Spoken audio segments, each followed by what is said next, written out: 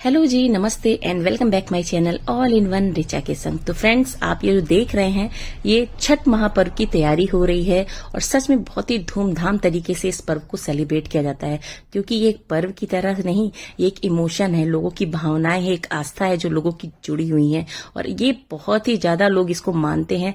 खासतौर से बिहार में तो ये किया जाता है और अब देश के कोने कोने में यहाँ से निकल के लोगों ने अपनी आस्था का झंडा गाड़ दिया है। और सच में इतनी बड़ी आस्था, इतनी बड़ी शक्ति को लेकर के अगर लोग कोई निकलता है बाहर, तो जाहिर सी बात है कि उसका अपना एक अलग ही बल और प्रभाव बना होता है। छठ मैया का पर्व हर किसी के लिए तो होता ही है, पर बहुत सारे लोग ऐसे हैं जो करना चाहते पर कहीं ना कहीं किन्हीं कारणों से वो नहीं कर पाते। तो आज मैं उनके लिए लाई हूँ बहुत ही प्यारा और बहुत ही सुंदर सा और बहुत ही पवित्र ब्लॉग। जी हाँ, आप देख सकते हैं कि आप भी मेरे साथ इसमें शामिल हो जाइए और हर वो मुराद पूरी कर सकते हैं अपनी, जो कि बाकी के लोग नहीं कर पाते। जी हाँ, छठ मैया का अपने आप में बहुत महत्व है, जो कि मैंने अपने जीवन में खुद देखा है। मेरी आस्था और मेरा जुड़ाव इनके ऊपर बहुत है और हमेशा मेरी यही कोशिश रहेगी कि माँ का आशीर्वाद हमेशा हम सभी पर बना रहे। तो इस तरीके से चलिए शुरुआत करते हैं। तो यहाँ पे हम आए हैं आरती के साथ बेदी पूजने, जिसे हम लोग चौकी कहते हैं, बेदी कह लीजिए। यहाँ पे जो होता है छठ पूजा पे छठ मैया की बेदियां बनी होती है, तो एक साथ कई लोग पूजा करते हैं, मतलब 10-10, 15-15 लोग नहीं, यहाँ पे 100-100 लोगों की पूरा एक पूरा बना हुआ है बेदी। उस पे सब लोग अपनी अपनी सबके नंबर दिए हुए हैं, यहाँ पे आकर के सब लोग अपनी बेदी को पूजते हैं। तो सबसे पहले हम आरती आ चुके हैं यहाँ पे, हमारे बाद बाकी लोग धीरे धीरे आना शुरू किए। हम लोग 4 साढ़े 4 बजे के अंदर ही यहाँ आ गए थे। और ये एक रिवाज होता है, ये रिवाज ये होता है कि हम किसी को आमंत्रित करते हैं, किसी को बुलाते हैं। तो इस तरह से चौकी जब हम पूछते हैं, यानी हम जब बेदी को पूछते हैं तो हम जगाते हैं, और जब कोई चीज को जगाते हैं तो उसके लिए हम पूरी आस्था के साथ उन्हें इन्वाइट करते हैं कि आप आइए और हमारे 3 दिनों का जो व्रत है उसे हमारे पूरा करने में हमारी सहायता कीजिए। तो इस तरीके से आरती ने इनवाइट कर दिया है। सच में अपने आप में बहुत बड़ी, बहुत रोमांचक चीजें होती हैं और ये मेरा सौभाग्य है कि मैं हर बार इसको देखने के लिए हमेशा, मुझे एक माता रानी बुला लेती है, छठ मैया मुझे बुला लेती है, समझ लीजिए, और मैं यहाँ पे आकर के सारी चीजों को देखती हूँ। तो मैं चाह रही थी कि मैं आपको भी दिखा दूं। तो आप देख सकते हैं कि बेदी किस तरह से टिकी जाती है और ये बहुत ही अच्छा एरिया है हमारा छठ मैया का घाट ही, हमारी जो सोसाइटी है यहाँ पे ये बना हुआ है और इसमें कई लोग आते हैं यहाँ छठ पूजा करने के लिए और सबका आप देख सकते हैं लाइन वाइज पूरी बेदी बनी हुई है। तो आरती ने अपनी बेदी को टीक लिया, जगा लिया, पूजा कर लिया और कल से क्या होगा, यहाँ से हमारी सारी पूजाएं स्टार्ट होंगी और हम भी इसमें जब होंगे तो हम आपको सारी चीजें दिखाएंगे। और जब यहाँ पे जब माता छठ मैया को हम बुलाते हैं उसके बाद सिंदूर दिया जाता है। तो सिंदूर दिया जाता है तो मुझे भी सिंदूर प्राप्त हुआ है, मुझे इन्वाइट किया गया था तो मैं भी आई हूँ। तो इस तरीके से हमें आरती ने सिंदूर लगा करके मेरा जो है आगमन किया। तो इस तरीके से ये सारी प्रथाएं हैं जो हमारे हिंदुस्तान में ही मिलती है, हमारे भारत में ही मिलती हैं, पर संयोग से जहां जहां ये सब पहुंच गए हैं सब जगह ऐसी चीजें हो रही हैं। अब हर घर में आपको छठ पूजा का जो महत्व है दिखाई देने वाला है। तो इस तरीके से मुझे तो बहुत अच्छा लगता है। और ये सब करने के बाद क्योंकि खरना था तो शाम को हमें खीर बनानी होती है।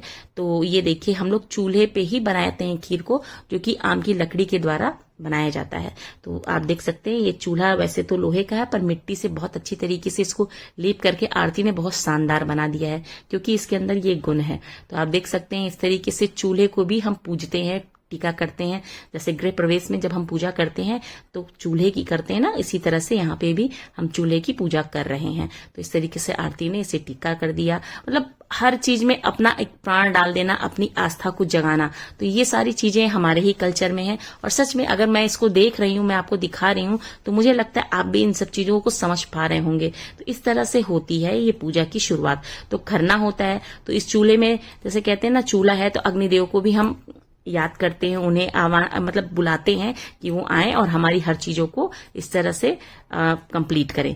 तो ये देखिए इस तरह से बर्तन रखा दिया है और हर बर्तन में देखिए मिट्टी का लेपन हो रहा है। इसका कारण ये है कि अगर मिट्टी हम लगा देते हैं तो हमारा खाना भी नहीं जलता है और दूसरी चीज ये है कि हमारा बर्तन काला नहीं पड़ता। ये इसकी विशेषताएं होती हैं। और खीर भी बनेगी तो चीनी की नहीं, जी हाँ, गुड़ की खीर बनने वाली है और बहुत लोग गन्ने के रस से भी बनाते हैं। तो बहुत ही भिन्न भिन्न तरह की चीजें यहाँ बनने वाली हैं और सच में माँ का प्रसाद जब जिसको मिलेगा ना तो उसका भाग्य ही चमक जाएगा। तो ये देखिए मैंने भी चावल लेकर के बिनना शुरू कर दिया है, क्योंकि मुझे भी ज्यादा जानकारी नहीं है, फिर भी थोड़ी थोड़ी जो जानकारी है मैं आरती से पूछती जा रही थी, उस हिसाब से बाकी की चीजें करती जा रही थी। तो खीर के साथ पूरी भी बनती है। तो ये आटा जो है हम लोग ने गेहूं कल हम लोग ने धो लिया था, उसको सुखा के चक्की पे दिया था, पिस करके आया है और उसके बाद जो है ये गेहूं का जो है हम लोग पूड़ियां बनाएंगे। तो अभी क्या है छान रहे हैं जब तक खीर बन रही है, उसके बाद हम आटा मारेंगे और साथ में पूड़ियां भी बनाते रहेंगे। तो इस तरीके से शाम का समय जो होता है मेन स्पेशली जो होता है आज का दिन खरना ही होता है और हम खीर पूड़ी ही प्रसाद में खाते हैं। तो ये देख लीजिए इस तरीके से सारी चीजों को बहुत सफाई से किया जाता है और कोशिश किया जाता है कि जब भी हम ये प्रसाद बना रहे हों तो मन में अच्छे भाव रखें, किसी के प्रति दुर्भावना ना रखें। तो आप समझ सकते हैं जब इस तरह से कोई भोग बनता है, कोई प्रसाद बनता है तो अपने आप अमृत हो जाता है। राम की लकड़ी पे और चूल्हे की बात करते हैं तो आप समझ सकते हैं कि भोग तो अपने आप ही बहुत ही स्वादिष्ट बनने वाला है। तो ये देखिए यह आम की लकड़ी को हम लोग ने चीर के फाड़ के अलग रख दिया है कि हम जो है इसका इस्तेमाल करेंगे। और साथ में आटा भी चलता जा रहा है, क्योंकि आटे को चालना बहुत जरूरी, छानना जरूरी होता है कि कहीं कुछ ना उसमें निकल आए। और दूसरी तरफ मैंने भी चावलों को बहुत अच्छी तरह से बीन लिया, क्योंकि यहाँ पे एक दो लोगों का नहीं, बहुत सारे लोग मतलब कॉलोनी के बहुत सारे लोग को इन्वाइट किया जाता है खरने में और यहाँ पे सबको प्रसाद बांटा जाता है। आप देख सकते हैं कि गुड़ बहुत अच्छी तरीके से गलना शुरू हो गया है और ये जब तक गल के मतलब बिल्कुल पिघल नहीं जाएगा तब तक हम इसको चलाते रहेंगे। और जब ये हमारा गुड़ बिल्कुल गल जाएगा तब हम इसको ठंडा कर देंगे। और दूसरे बर्तन में भी हमने मिट्टी लगा ली है, क्योंकि हम उसमें दूध खौलाएंगे और उसमें डालेंगे चावल। तो इस तरीके से इसमें अच्छे से ड्राई फ्रूट्स भी देखिए काटे जा रहे हैं, किसी चीज की कमी नहीं हो रही है, हर चीज को बहुत ही तल्लीनता के साथ बहुत ही खुशी के साथ बनाया जा रहा है। तो आप लोग जरूर बताइएगा कि कैसा लग रहा है ये व्लॉग, क्योंकि ये सारी चीजें मैं आपको इसलिए बता रही हूँ कि ये हमें अपनी जमीन से तो जोड़ती हैं, हमारी संस्कृति से हमें जोड़ती हैं। बहुत सारी हमारे देश में लोग भांति भांति तरह के लोग होते हैं, पर कुछ चीजें कहीं ना कहीं आकर के मिलती ही मिलती हैं। तो ये देखिए दूसरे भगोने में हमने दूध को भी चढ़ा दिया है, क्योंकि हमें बनानी है खीर।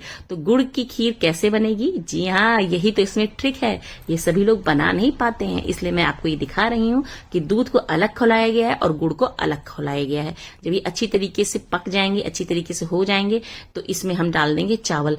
एक बात का और विशेष ध्यान रखना है कि जब हम कोई चीज लकड़ी पे बनाते हैं या चूल्हे पे बनाते हैं तो उसका आंच का भी विशेष ध्यान रखना पड़ता है। कहीं ऐसा ना हो कि ज्यादा तेज आंच पड़ जाए और दूध बाहर आ जाए। जी हाँ, इसका भी ध्यान रखना होता है। आरती ने ये सारी चीजें मुझे बताई जो मुझे बहुत अच्छी लगी। और इसके बाद ये लगा कि हाँ अब दूध और डालना है। तो जैसे ज्यादा लोग होते हैं तो उसके अकॉर्डिंग दूध भी ज्यादा लिया जाता है। तो आप देख सकते हैं तो इस तरीके से पूरा भगोना अच्छे से दूध से लबालब हो गया है। अब इसको अच्छी तरीके से खौलाया जाता है। जब ये गाढ़ा हो जाता है तब हम इसमें थोड़ी सी जो है राइस जो है उनको डालते हैं। तो ये सारी चीजें हमें अब हम लोगों ने पहले से ही नाप ली थी कैसे क्या चीजें बननी है। इस तरीके से ये है चावल जो कि बिन के दे दिया गया है। इसे अच्छी तरीके से धुला जाएगा और उसके बाद दूध में डाला जाएगा। दूसरी तरफ ड्राई फ्रूट्स कट ही रहे हैं, ये भी आप देख रहे हैं, जिसमें बहुत सारी चीजें होती हैं। इन सब चीजों को अच्छी तरीके से काटना है, बुनना है। और दूसरी तरफ क्या है, हमने जो है बढ़िया सा आटा भी मार दिया है पूड़ी के लिए। बढ़िया आटा हमारा जो है रेडी हो गया है। तो मतलब खीर बनने में ज्यादा वक्त नहीं लगेगा, थोड़ा ही समय लगता है, बस थोड़ा सा पेशेंस चाहिए होता है, क्योंकि आग के पास सब कोई नहीं बैठ सकता। और ये देखिए आरती ने फटाफट चावल डालना शुरू कर दिया और दूसरी तरफ कलछी से आयुषी ने दूध को हिलाना शुरू कर दिया कि कहीं ऐसा ना हो चावल नीचे पकड़ ले। तो ये सारी चीजों को ध्यान रखते हुए हम खीर बनाते हैं। सच में बहुत इंटरेस्टिंग है। अगर आप इस तरह से घर में खीर जरूर बनाइएगा और मुझे बताइएगा कि आपको इस तरह का माँ का भोग बनाने में कैसा लग रहा था। सच में बहुत ही इंटरेस्टिंग चीज है और एक नई रेसिपी भी आपको मिल जाएगी इसमें। तो ये देखिए इस तरीके से हमारा जो है चावल धीरे धीरे पकेगा और दूसरी तरफ हम बाकी की चीजें अपनी तैयारियां करेंगे। दूसरी तरफ हमारा गुड़ जो था, जो हमने गुड़ को पिघलाया था, वो बहुत ही अच्छी तरीके से ये देखिए गल चुका है। और इसे छानना भी जरूरी है, क्योंकि कई बार होता है गुड़ में जो होते हैं रेशे आ जाते हैं, गन्ने के खीसे आ जाते हैं। तो इस तरीके से गुड़ को छान करके हम जो है बाकी की चीजों में जैसे हम दूध में मिक्स करेंगे। तो ये सब कर लेना बहुत ही अनिवार्य है, क्योंकि इन सब की जरा सी लापरवाही से हमारी खीर खराब हो सकती है। बाद में जब दूध अच्छी तरीके से पक जाता है तो आपको जितना मानो आप ड्राई फ्रूट्स डालिए। क्या है, भोग का प्रसाद है तो किसी के लिए भी कम नहीं होना चाहिए। तो इस तरीके से ये देखिए हमारा जो है चावल भी पक गया है और ड्राई फ्रूट्स डाल करके हमने मिक्स भी कर लिया है। तो है ना बहुत ही अच्छी तरीके से खीर की तैयारी।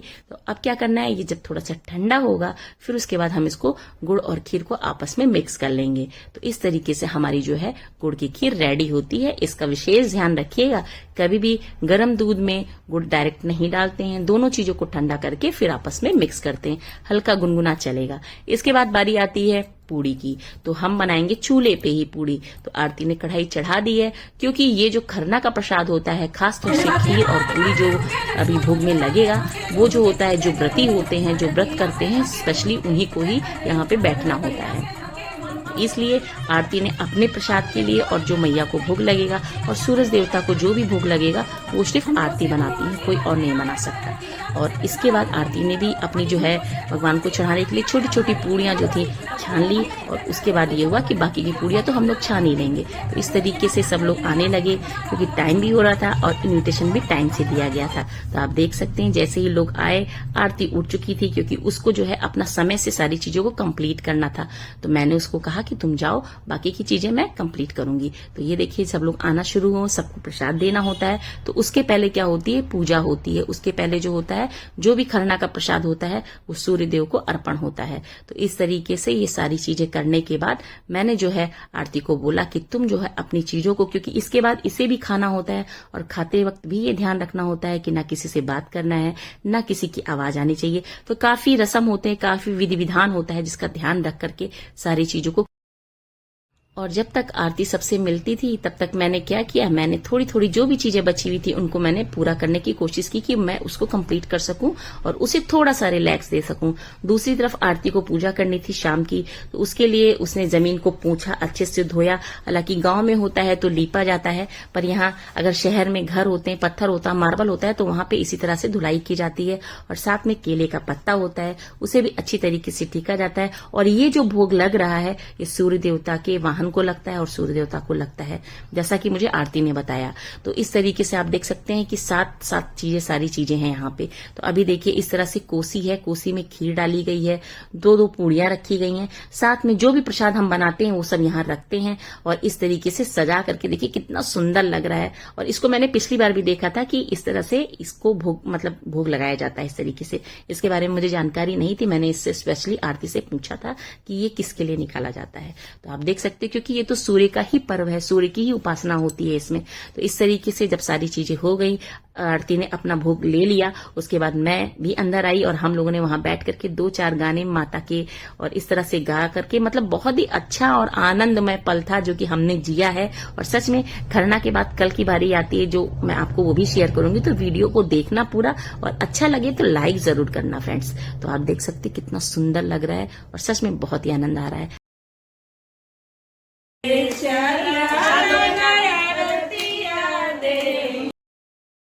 और इस तरीके से सभी लोगों को प्रसाद देने के बाद फिर हम लोग ने भी प्रसाद ग्रहण किया।